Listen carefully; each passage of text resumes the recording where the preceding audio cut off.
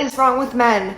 Wait, what? Did you say something? I just went on a first date. It was wonderful. It was beautiful. We had dinner, drinks, got along. Tell me why this man at the end of the date goes, he walks me to my car and he goes, had such a wonderful evening with you. It was so great. Great to get to know you. Can I kiss you? Huh, sounds like he had a really terrific time too, but I'm getting the sense that something wasn't quite right.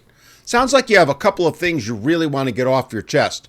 Perhaps you could share them with us. Don't ever ask a girl, can I kiss you? Oh no, I hope you're not really making mountains out of molehills here. But haven't we already covered this? Haven't women already told men to just leave them alone and that they should never make assumptions about what a woman may or may not want? That they need to get complete and express consent before assuming anything? You know, that whole Me Too movement thing. That is an immediate ick. Wait, what?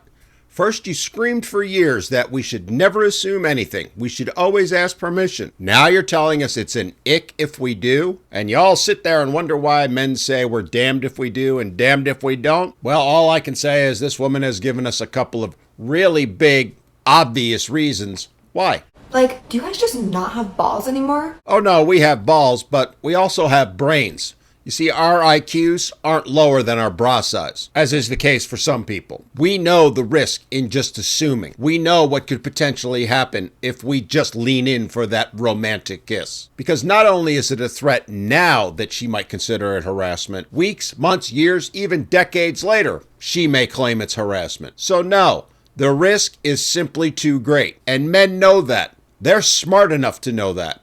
The question is, why do women not realize it? Why do they not acknowledge that they are the ones responsible for killing romance? Literally, he should have just gone and been like, I had a great date with you, we had great chemistry, and then gave me a nice little smooch on the lips, and then we called it a night. At which point, there's a significant chance you're going to pick up your phone, call the police, and claim you were harassed or sexually assaulted, and immediately try and file charges against the guy.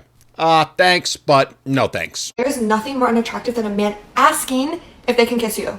And what's even less attractive is spending 10 to 15 years in prison for aggravated assault and having to file with a certain registry for the rest of your life. All because she suddenly decided that that kiss he attempted to make wasn't so romantic after all.